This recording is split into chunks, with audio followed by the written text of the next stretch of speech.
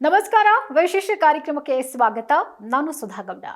ಯಾರೆಲ್ಲ ಡೆಬಿಟ್ ಕಾರ್ಡ್ಗಳನ್ನ ಯೂಸ್ ಮಾಡ್ತಾ ಇದ್ದೀರೋ ಅವರೆಲ್ಲರೂ ಕೂಡ ಈ ಸ್ಟೋರಿಯನ್ನ ನೋಡಲೇಬೇಕು. ನಾವು ATM ನಿಂದ ಹಣ ಪಡೆಯೋದಕ್ಕೆ ಡೆಬಿಟ್ ಕಾರ್ಡ್ ಅನ್ನ ಬಳಸಲಿ ಅಥವಾ UPI ಮೂಲಕ ಕಾರ್ಡ್ಲೆಸ್ ನಗದು ವಿತ್ಡ್ರಾ ಸೌಲಭ್ಯವನ್ನ ಬಳಸಲಿ, ಈ ಸುದ್ದಿ ನಿಮಗೆ ಬಹಳ ಬಹಳ ಇಂಪಾರ್ಟೆಂಟ್. ಯಾಕಂದ್ರೆ ಏಪ್ರಿಲ್ 1ರಿಂದ HDFC ಮತ್ತು ಪಂಜಾಬ್ ನ್ಯಾಷನಲ್ ಬ್ಯಾಂಕ್ ಸೇರಿದಂತೆ ಪ್ರಮುಖ ಬ್ಯಾಂಕ್ಗಳು ತಮ್ಮ ATM ನಿಯಮಗಳನ್ನ ಬದಲಾವಣೆ ಮಾಡೋದಕ್ಕೆ ನಿರ್ಧಾರ ಮಾಡಿವೆ. ಈ ಬದಲಾವಣೆಗಳು ನಿಮ್ಮ ಉಚಿತ ವಹಿವಾಟಿನ ಮಿತಿ ಮತ್ತು ಶುಲ್ಕದ ಮೇಲೆ ನೇರವಾಗಿ ಪರಿಣಾಮವನ್ನ ಬೀರುತ್ತೆ ಅನ್ನೋದು ನಿಮ್ಮ ಗಮನದಲ್ಲಿರಲಿ.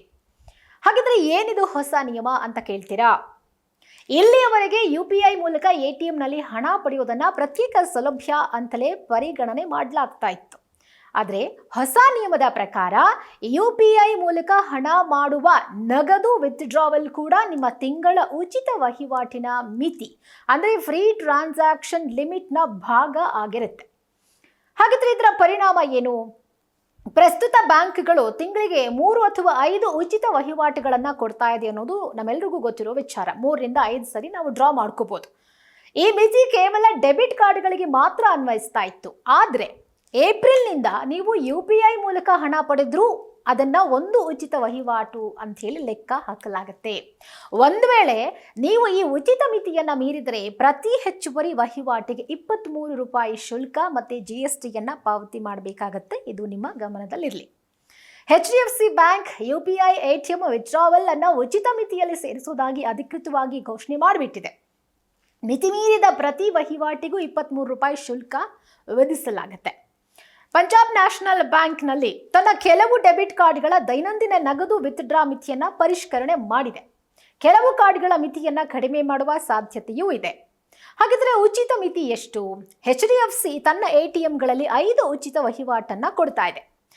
ಇತರೆ ಬ್ಯಾಂಕ್ಗಳ ATM ಬಳಕೆಗೆ ಮೆಟ್ರೋ ನಗರಗಳಲ್ಲಿ 3 ಅಥವಾ ಇತರೆ ನಗರಗಳಲ್ಲಿ 5 ಉಚಿತ ವಹಿವಾಟುಗಳ ಮಿತಿ ಇರುತ್ತೆ. ಸೊ ಇಷ್ಟೆಲ್ಲ ನಿಯಮಗಳು ಬದಲಾವಣೆ ಆದಮೇಲೆ ನಾವು ಗ್ರಾಹಕರು ಏನು ಮಾಡಬೇಕು? ಒಂದಷ್ಟು ವಿಚಾರಗಳನ್ನು ತಿಳ್ಕೊಂಡಿರಬೇಕು. ಡೆಬಿಟ್ ಕಾರ್ಡ್ಗಳನ್ನು ಇನ್ನು ಮುಂದೆ ಅಂದರೆ ಏಪ್ರಿಲ್ನಿಂದ ಯೂಸ್ ಮಾಡುವಾಗ ಒಂದು ಬ್ಯಾಂಕ್ಗಳು ಎಲ್ಲ ರೀತಿಯ ವಹಿವಾಟುಗಳಲ್ಲಿ ಏಕರೂಪತೆ ಮತ್ತು ಪಾರದರ್ಶಕತೆಯನ್ನು ತರೋದಕ್ಕೆ ಈ ಒಂದು ಕ್ರಮವನ್ನು ಕೈಗೊಂಡಿದೆ.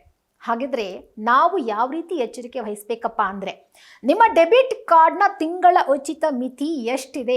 3 ಇದೆಯಾ, 5 ಇದೆಯಾ? ನೀವು ಯಾವ ಬ್ಯಾಂಕ್ನ ಕಾರ್ಡನ್ನು ಯೂಸ್ ಮಾಡ್ತಾ ಇದ್ದೀರಾ, ಆ ಬ್ಯಾಂಕ್ ನಿಮ್ಮ ಕಾರ್ಡಿಗೆ ಎಷ್ಟು ಮಿತಿಯನ್ನು ಕೊಟ್ಟಿದೆ ಅನ್ನೋದನ್ನ ಕರೆಕ್ಟಾಗಿ ತಿಳ್ಕೊಂಡು ಅದನ್ನ ನೆನಪಿನಲ್ಲಿ ಇಟ್ಕೊಳ್ಳಿ.